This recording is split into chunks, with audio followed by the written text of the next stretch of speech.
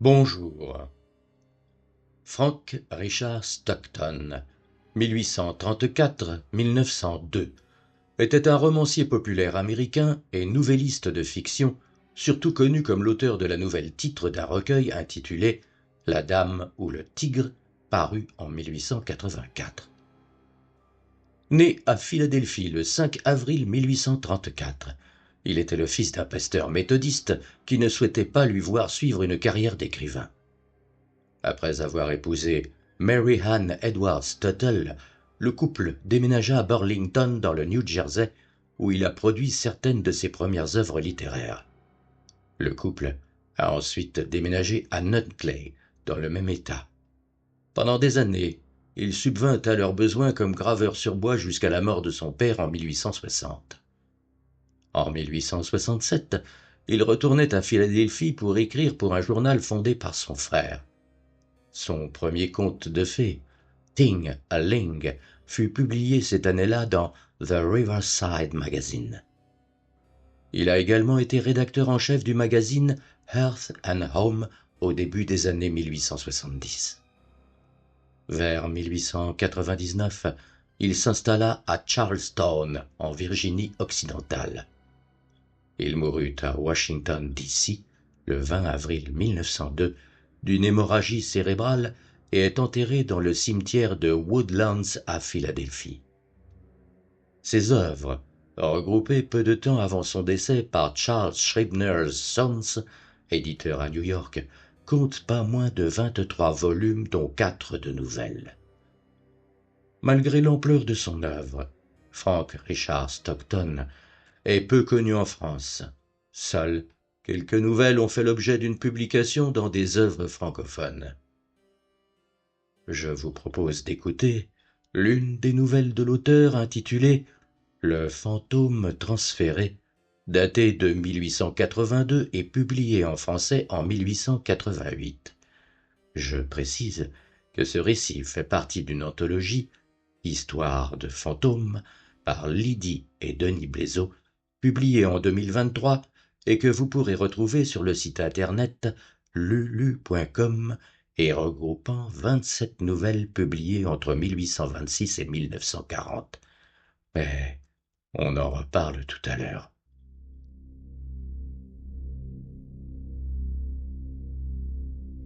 Démons et merveilles, Michael Darjoy.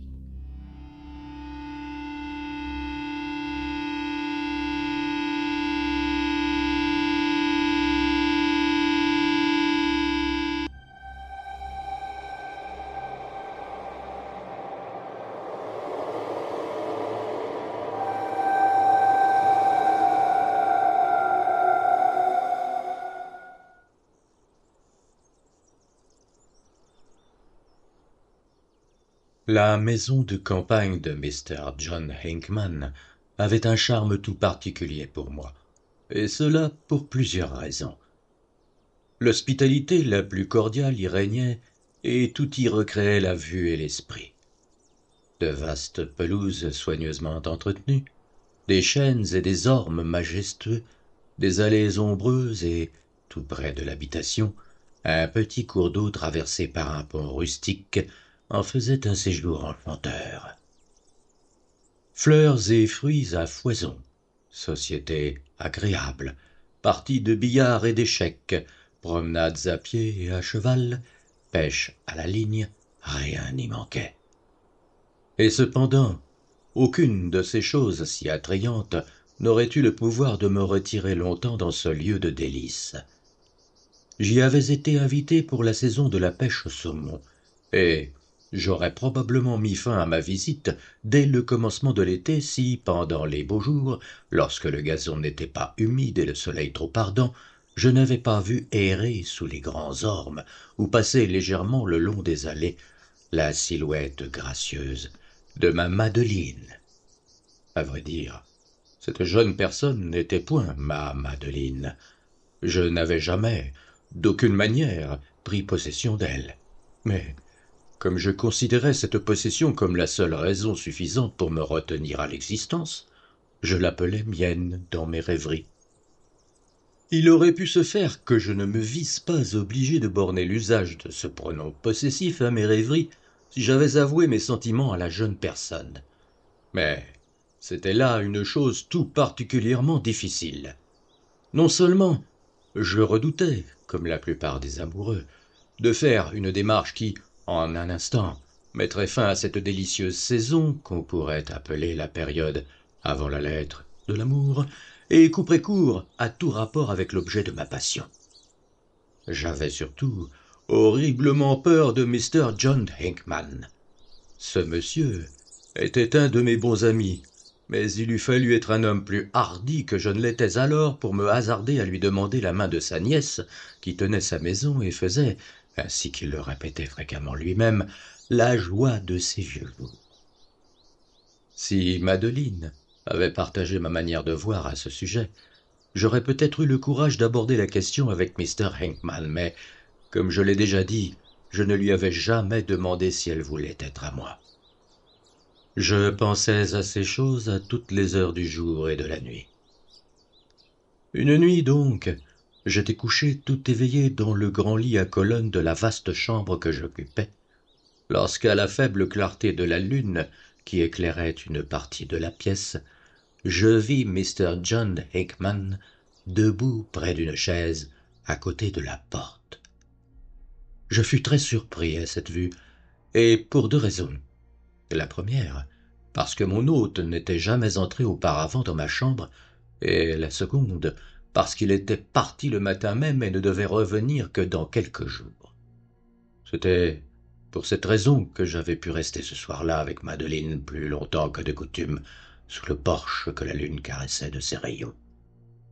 C'était bien certainement la taille de Mr. John Hinckman dans son costume ordinaire, mais il y avait dans toute sa personne quelque chose d'indécis, de vague, qui me conforta bientôt dans l'idée que c'était un spectre.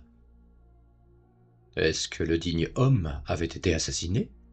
Son esprit était-il venu pour me faire part de l'événement et confier à ma protection sa chair?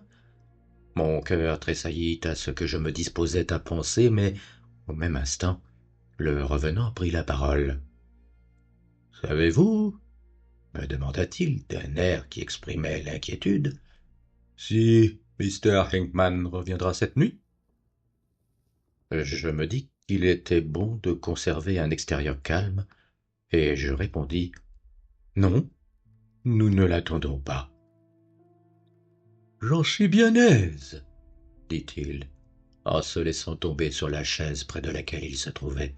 « Depuis 2 ans et demi que j'habite cette maison, cet homme ne s'est jamais absenté une seule nuit.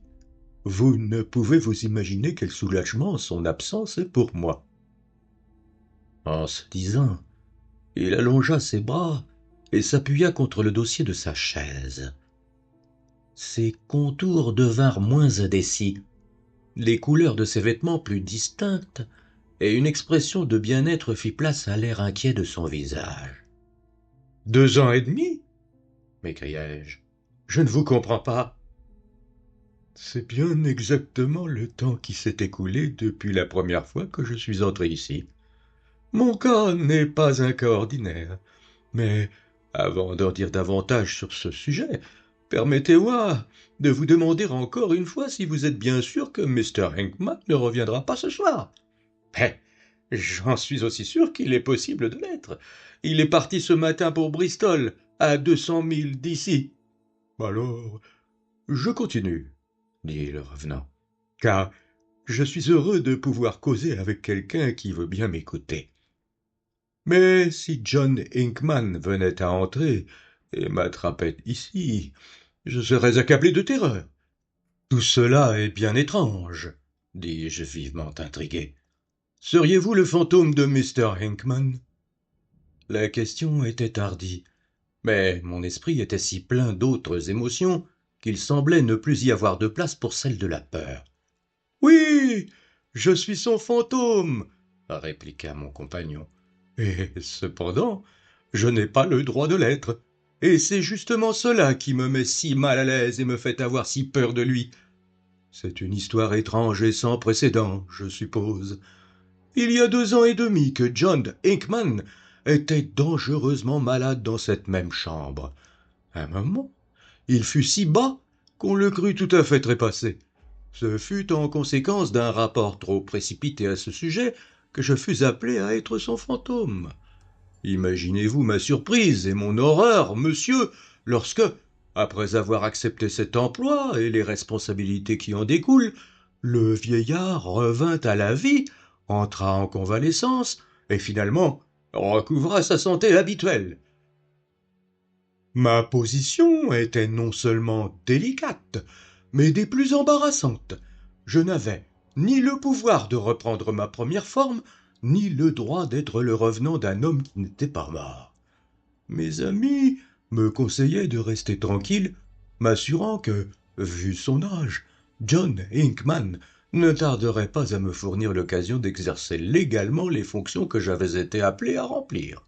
Mais, je vous le dis, monsieur, continua le fantôme avec animation, le vieux paraît plus vigoureux que jamais, et je ne puis savoir combien de temps encore durera ce fâcheux état de choses. Je passe mon temps à éviter de me trouver sur le chemin de cet homme. Je ne puis quitter cette maison et partout il semble m'y poursuivre. Je vous dis, monsieur, qu'il me hante. Ah, mais voilà en effet un singulier état de choses. Mais pourquoi avez-vous peur de lui? Il ne pourrait pas vous faire de mal. Naturellement, il ne le pourrait pas. Mais sa présence seule est une vraie terreur pour moi. Représentez-vous, monsieur, ce que vous éprouveriez à ma place. Il me serait impossible de me représenter une pareille chose, dis-je en frémissant. Et si l'on est condamné à être un spectre irrégulier, continua l'apparition, il serait bien plus agréable d'être celui de quelque autre que John Hickman.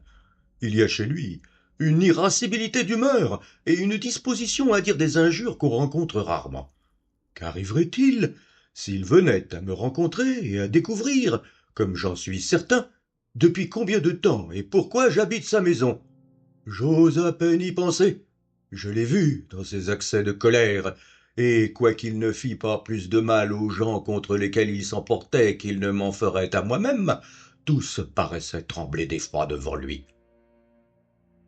Je ne savais trop combien cela était vrai. N'eût été ce fâcheux côté du caractère de Mr. Hickman, j'aurais été bien plus disposé à lui parler de sa nièce. J'en suis bien contrarié pour vous, dis-je, car je commençais vraiment à éprouver quelque sympathie pour cette ombre infortunée. Votre cas est tout particulièrement malheureux.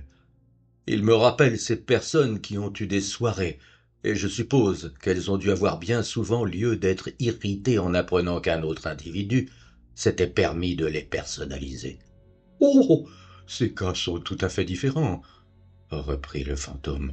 « Un sosie vit sur la terre avec un autre homme et, vu leur parfaite ressemblance, il lui occasionne toutes sortes d'ennuis, cela se comprend. Mais c'est tout différent avec moi. Je ne suis pas ici pour vivre avec John Hickman, mais bien pour prendre sa place. Or, cela mettrait Mr. John Hickman furieusement en colère s'il le savait. Ne le pensez-vous pas? » Je m'empressai de faire un signe d'assentiment. « À présent qu'il est parti, je puis être tranquille pendant quelque temps, » continua l'apparition. « Et je suis si content d'avoir l'occasion de causer avec vous. Je suis venu souvent dans votre chambre, et je vous ai observé pendant que vous dormiez, mais je n'ai pas osé vous parler, de crainte que, si vous causiez avec moi, Mr. Hickman ne vous entendît et ne vînt dans la chambre pour savoir pourquoi vous parliez tout seul. Mais ne vous entendrait-il pas, vous? Demandai-je. Oh non, répliqua le fantôme. Il y a des moments où n'importe qui peut me voir, mais personne ne peut m'entendre, hormis ceux à qui j'adresse directement la parole. Mais pourquoi désiriez-vous me parler?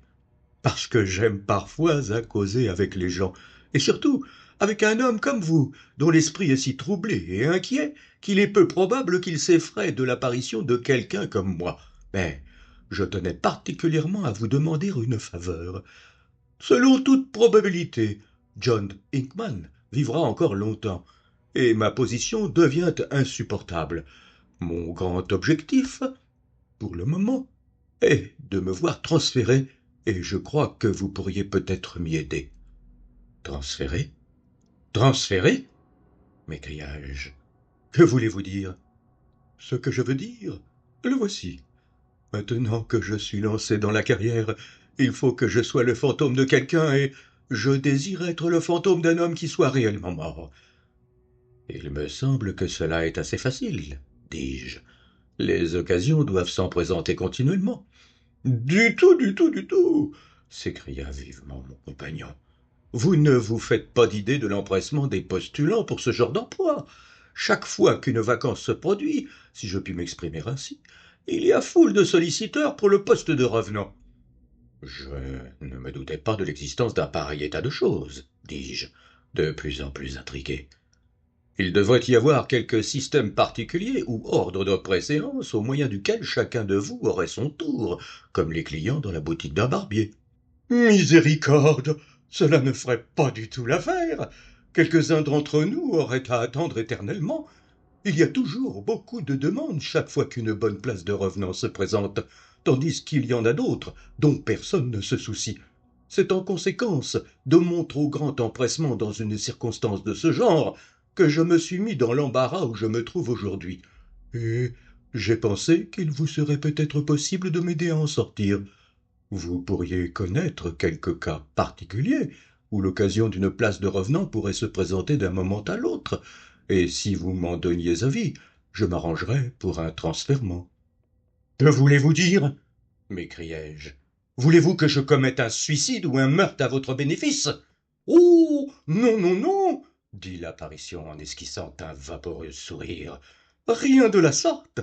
Il est certain qu'il y a des amoureux qu'on surveille avec le plus grand intérêt, car on en a vu quelques-uns qui, dans un moment de désespoir, ont fourni de très désirables emplois de revenants, mais je ne pensais à rien de ce genre à propos de vous. Vous êtes la seule personne à qui je me soucie de parler.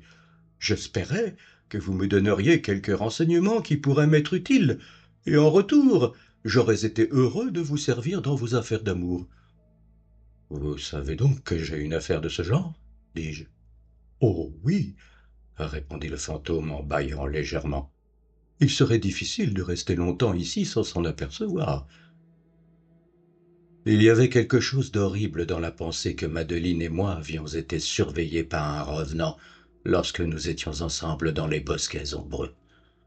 Mais celui-ci était un revenant tout à fait exceptionnel, et je ne pouvais avoir pour lui la répugnance qu'on éprouve en général pour les individus de son espèce. « Maintenant, il faut que je me retire, » dit l'apparition en se levant. « Mais je vous verrai quelque part demain soir, et rappelez-vous bien, vous m'aiderez, et je vous aiderai de mon côté. » Je me consultai le lendemain matin pour savoir si je ferais bien de parler à Madeleine de cette entrevue nocturne. Mais je me convainquis bientôt qu'il valait mieux garder le silence à ce sujet. Si elle apprenait qu'il y avait un revenant dans la maison, elle en partirait probablement aussitôt. Je réglai donc ma conduite, de façon qu'elle ne pût soupçonner ce qui était arrivé. Depuis quelque temps, j'avais souhaité que Mr. Hinckman s'absentât, ne fût-ce que pour un jour. Dans ce cas, me disais-je, je pourrais plus facilement trouver le courage de parler à Madeleine de mes projets d'avenir. Et maintenant que l'occasion s'en présentait si bien, j'hésitais à franchir le pas décisif. Que deviendrais-je si elle me refusait? Cependant, j'étais presque sûr que la jeune fille se disait que si je devais jamais me décider à parler, le moment en était venu. Elle avait dû s'apercevoir que certains sentiments de ce genre s'agitaient en moi, et c'était assez naturel de sa part de désirer en finir d'une manière ou d'une autre. Mais, de mon côté, je n'aimais pas à prendre un parti si hardi sans savoir un peu à quoi m'en tenir. Si elle désirait que je lui demandasse le don de sa main, elle devait me donner quelques raisons de supposer qu'elle consentirait à me faire ce don. Si je n'entrevoyais aucune probabilité d'une pareille générosité, je préférais que les choses restassent là. Le soir de ce même jour, j'étais assis avec Madeleine sous le porche éclairé par les rayons de la lune. Il était près de 10 heures, et depuis le souper, je m'étais torturé l'esprit pour me montrer au point de faire l'aveu de mes sentiments. Sans y être encore positivement décidé, je désirais attendre le moment qui me paraîtrait le plus propice pour me risquer à parler. Ma compagne semblait comprendre la situation, du moins je m'imaginais que plus j'approchais du moment de la déclaration, plus elle paraissait s'y attendre. Ce fut certes une époque très critique et très importante de ma vie. Si je parlais, j'étais à jamais heureux ou misérable. Si je ne parlais pas, j'avais toutes les raisons de croire que Madeleine ne m'accorderait pas une autre occasion de le faire. Tout en réfléchissant à ces choses si importantes, je levai les yeux et aperçus le fantôme à une douzaine de pas de nous. Il était assis sur la balustrade du porche, une jambe tendue en avant, l'autre se balançant mollement dans l'espace, tandis qu'il s'appuyait contre un des montants. Il se trouvait placé derrière Madeleine et presque en face de moi, car j'étais assis devant la jeune fille. Fort heureusement pour moi, elle regardait en ce moment le paysage, et elle ne remarqua pas mon émotion. Le revenant m'avait bien dit qu'il me reverrait ce soir-là, mais je ne pensais pas qu'il ferait son apparition pendant que je serais occupé à causer avec Madeleine. Si elle voyait le spectre de son oncle, je ne pouvais répondre des conséquences. Je ne fis aucun geste qui pût me trahir. Je ne poussai aucune exclamation. Mais le fantôme vit évidemment combien je l'étais troublé. « N'ayez pas peur, dit-il. Je ne me ferai pas voir à elle, et elle ne peut m'entendre parler, à moins que je ne lui adresse directement la parole, ce que je n'ai point l'intention de faire. » J'esquissai un sourire de reconnaissance. « Donc, ne vous mettez pas en peine, poursuivit le fantôme. Cependant, il me semble que vous ne vous y prenez pas bien avec elle. Si j'étais vous, je parlerais sans différer davantage. Vous ne retrouverez jamais une pareille occasion. Il est peu probable que vous soyez interrompu et, autant que j'en puis juger, la jeune dame paraît disposée à vous écouter favorablement, si du moins elle a l'intention de le faire. On ne peut savoir quand John Hunkman s'absentera encore, certainement pas de tout l'été, et à votre place, je n'oserais jamais faire la cour à la nièce de Hinkman s'il ne se trouvait quelque part ici. S'il attrapait quelqu'un faisant une déclaration à Miss Madeleine, il ne ferait pas bon de se trouver sur son chemin. Je n'en étais que trop convaincu moi-même. La pensée de cet homme m'est insupportable, m'écriai-je à haute voix. De quel homme? Demanda Madeleine en se retournant vivement vers moi. La situation était embarrassante. Le long discours du revenant que Madeleine n'avait pas entendu, mais dont moi je n'avais pas perdu un mot, m'avait fait oublier toute prudence. Il fallait s'expliquer promptement. Je ne pouvais avouer qu'il s'agissait de son cher oncle, de sorte que je mentais à la hâte le premier nom venu. « Monsieur Villars !» dis-je. La déclaration était correcte, car M. Villars, en maintes occasions, avait fait une cour assidue à Madeleine. « Vous avez tort de parler ainsi de M. Villars, » me dit-elle. « C'est un jeune homme sensé, bien élevé et de manière très agréable. Il compte se présenter aux élections cet automne, et je ne serais pas surprise s'il était nommé. Il représentera très bien dans un corps législatif, car lorsque M. Villars a quelque chose à dire, il sait juste quand et comment le dire. » Ces paroles avaient été prononcées tranquillement, sans la moindre apparence de ressentiment, ce qui d'ailleurs était assez naturel, car si Madeleine avait quelque penchant pour moi, elle ne pouvait être fâchée de mon irritation à la pensée d'un rival possible. La conclusion de sa phrase comportait une insinuation que je ne fus pas lent à saisir. Je savais de reste que, si M. Villars s'était trouvé à ma place, il n'eût pas été embarrassé de parler. Je sais que c'est très mal de nourrir de semblables idées, répondis-je, mais c'est plus fort que moi. La jeune personne ne me chapitra pas davantage, et me sembla même, à partir de ce moment, mieux disposée à m'écouter. Quant à moi, j'étais vivement contrarié, ne pouvant admettre que M. Villars eût occupé ma pensée. « Vous ne devriez pas parler ainsi à haute voix, reprit l'apparition. Vous pourriez gâter votre affaire. Je désire que tout marche le mieux possible pour vous, parce qu'alors vous seriez peut-être disposé à me venir en aide, surtout si, comme je l'espère, j'avais la chance de vous être utile. » Je mourais d'envie de lui dire que la meilleure manière pour lui de m'être utile était de décamper sur le champ. Parler d'amour à une jeune fille avec un revenant à califourchon sur une balustrade à quelques pas de soi, et ce revenant n'étant autre que l'apparition d'un oncle affreusement redouté, et dont la pensée, dans un tel moment et dans une telle position, me faisait trembler, était une chose difficile, sinon impossible.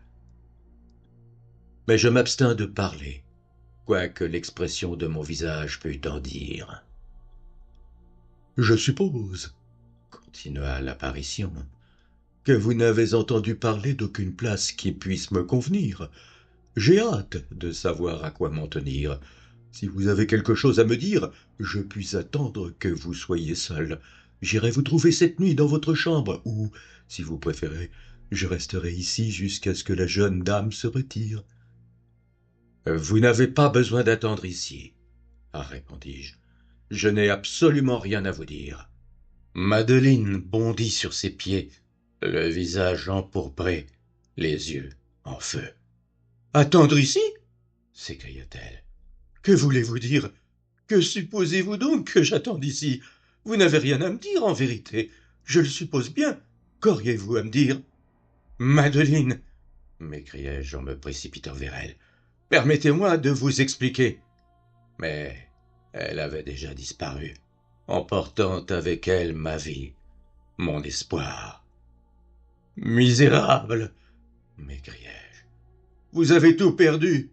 Ma vie est à jamais brisée. Sans vous... » Mais la voix me manqua. Je ne pus en dire davantage. « Vous me faites tort, » reprit le revenant. « Je n'ai pas voulu vous nuire. Je n'ai cherché qu'à vous servir et à vous encourager. Et c'est votre propre folie qui a fait tout le mal. Mais ne désespérez pas. Des erreurs de ce genre peuvent se réparer. Reprenez courage. Au revoir. » Et l'apparition disparut de la balustrade, comme une bulle de savon qui crève et s'évanouit. Le front tristement penché, je me retirai dans ma chambre. Mais cette nuit-là, en fait d'apparition, je ne vis que celle du désespoir et des malheurs qu'évoquaient mes tristes pensées. Les paroles qui m'étaient échappées avaient dû sonner aux oreilles de Madeleine comme la plus honteuse insulte. Pour elle, elles n'avaient qu'une seule interprétation possible. Comment les lui expliquer? Il n'y fallait pas songer. J'eus beau tourner et retourner la question pendant toute la nuit, j'en vins à la conclusion que je ne révélerais jamais à Madeleine l'affaire du fantôme. Il valait mieux pour moi souffrir toute ma vie que pour elle d'apprendre que l'ombre de son oncle hantait la maison. Il était absent, et, si on parlait de revenant à sa nièce, jamais on ne pourrait lui persuader qu'il n'était pas mort. Elle pourrait même ne pas survivre à un pareil choc. Non, mon cœur saignerait, mais jamais je ne lui dirais la vérité. Le lendemain, il fit très beau temps, ni trop froid, ni trop chaud. La brise était douce et la nature souriante. Mais il n'y eut ni promenade à pied, ni course à cheval avec Madeleine. Elle parut très occupée toute la journée et je ne la vis que très peu. Au repas, elle fut polie, mais très tranquille et réservée. Évidemment, elle s'était tracé une ligne de conduite, et elle était résolue de ne pas s'en départir. Quoique j'eusse été impoli avec elle, il était infiniment plus concevable qu'elle n'eût pas l'air d'avoir compris le sens de mes paroles. J'étais triste, abattu, et je parlais à peine. Le seul adoucissement à ma douceur était de constater qu'elle-même ne paraissait pas heureuse, en dépit de l'affluence qu'elle affectait. Le porche resta désert ce soir-là, et, comme j'errais dans la maison, je trouvai Madeleine seule dans la bibliothèque. Elle lisait. Je m'approchai et m'assis près d'elle. Je sentais que je lui devais, dans une certaine mesure, quelque explication sur ma conduite de la veille. Elle écouta tranquillement les raisons, plus ou moins claires, que je lui donnais pour me faire pardonner les expressions dont je m'étais servi. « Je n'ai pas la moindre idée de ce que vous avez voulu dire, » me répondit-elle. « Mais vous avez été fort grossier. » Je repoussai toute intention de l'offenser et m'exprimai avec une ardeur de langage qui dut produire quelque impression sur elle. J'en dis long sur ce sujet, et la suppliai de croire que si je n'étais pas retenu par un certain obstacle, que je pourrais lui parler si clairement qu'elle comprendrait et excuserait l'étrangeté de ma conduite. Elle resta un moment silencieuse, puis, d'un ton qui me parut plus bienveillant que de coutume, « Est-ce que cet obstacle a quelque chose à faire avec mon oncle ?» demanda-t-elle. « Oui, » répondis-je après un peu d'hésitation. « Il se rattache en quelque mesure à votre oncle. » Elle ne répondit pas et resta assise, regardant son livre sans le lire. D'après l'expression de son visage, je compris qu'elle s'était quelque peu radoucie envers moi. Elle connaissait son oncle aussi bien que je le connaissais moi-même, et elle pouvait se dire que, si c'était vraiment l'obstacle qui m'empêchait de parler, ma position était assez affreuse pour excuser chez moi quelque violence de langage et quelque excentricité de manière. Je vis aussi que la chaleur que j'avais mise à plaider ma cause avait produit un bon effet sur elle, et je commençais à penser que le moment propice pour faire ma déclaration était enfin venu, et qu'il fallait la faire sans m'inquiéter de comment elle la recevrait. Nos rapports ne pouvaient être plus tendus et pénibles qu'ils ne l'avaient été dans le courant de cette triste journée. Enfin, il y avait, dans l'expression de sa physionomie, quelque chose qui m'encourageait à espérer qu'elle me pardonnerait et oublierait le passé si j'abordais franchement le chapitre de mon amour. J'avançai ma chaise un peu plus près de la sienne et, tandis que je faisais ce mouvement, le fantôme parut, soudain sur le seuil de la porte derrière Madeleine. Il paraissait extrêmement excité et agitait ses bras au-dessus de sa tête. À la vue de cette impertinente apparition, mon cœur faiblit dans ma poitrine, toute espérance m'abandonna. Je ne pourrais parler tant qu'il resterait là. Je dus devenir très pâle. Je regardais fixement le fantôme sans voir Madeleine assise entre nous. « Savez-vous, me cria-t-il, que John Hickman monte la côte et qu'il sera ici dans un quart d'heure. Si vous êtes en train de faire votre déclaration, vous feriez bien de vous presser. Mais ce n'est pas cela qui m'amène. J'ai de grandes nouvelles à vous donner. Je suis enfin transféré. Il y a 40 minutes à peine qu'un gentilhomme russe a été assassiné par les nihilistes. Personne ne songeait à lui pour une place prochainement vacante de revenant. Mes amis se sont aussitôt employés pour moi et ont obtenu mon transfèrement. Je m'empresse de m'éclipser avant que cet horrible Hickman soit arrivé au sommet de la colline. Dès que j'aurai atteint ma nouvelle destination, je me débarrasserai de cette maudite ressemblance. Adieu! Vous ne pouvez vous imaginer combien je suis heureux d'être enfin la véritable apparition de quelqu'un. Oh! M'écriai-je en me levant et en tendant les bras en avant dans un accès de désespoir. Tenez-vous la mienne, à moi! Mais je suis à vous, me dit Madeleine, en levant vers moi ses yeux pleins de larmes.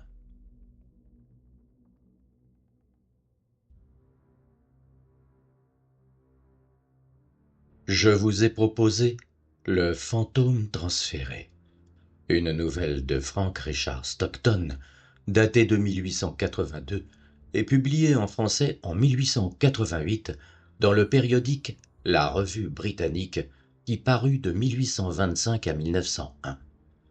Ce récit fait partie d'une anthologie intitulée Histoire de fantômes par Lydie et Denis Blaiseau, publiée en 2023 et que vous pouvez retrouver et vous procurer sur le site internet lulu.com regroupant 27 nouvelles publiées entre 1826 et 1940.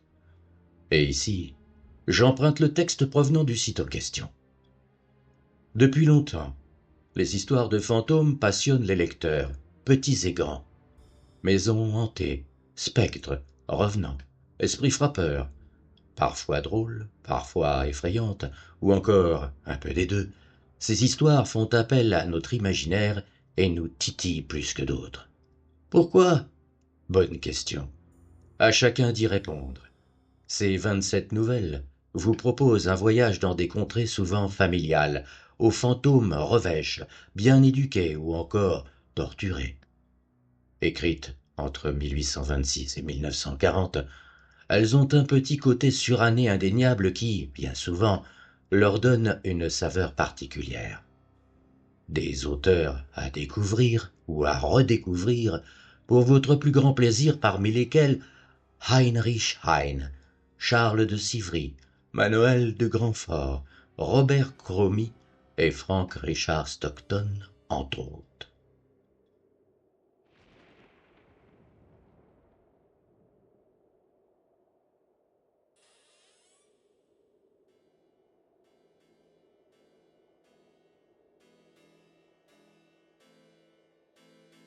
Je tenais à vous faire prendre connaissance d'un texte écrit un vendredi 13 janvier 2023 par Chantal Prévost, responsable des bibliothèques de la Fondation Napoléon sur la peur, thème choisi cette année-là pour la 7e édition des Nuits de la lecture et son histoire.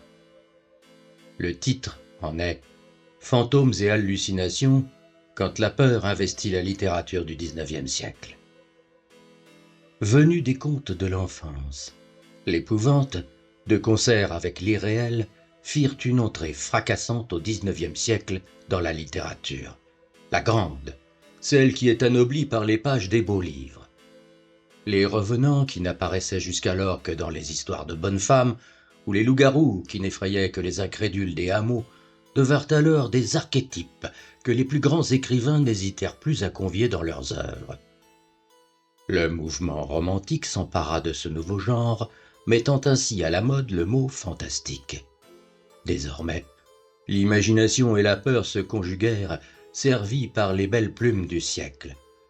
On se mit à frissonner, chose nouvelle, dans les plus beaux salons parisiens à la lecture de textes jugés effroyables, exactement comme on le faisait depuis des siècles dans les veillées paysannes à l'écoute d'un habile conteur.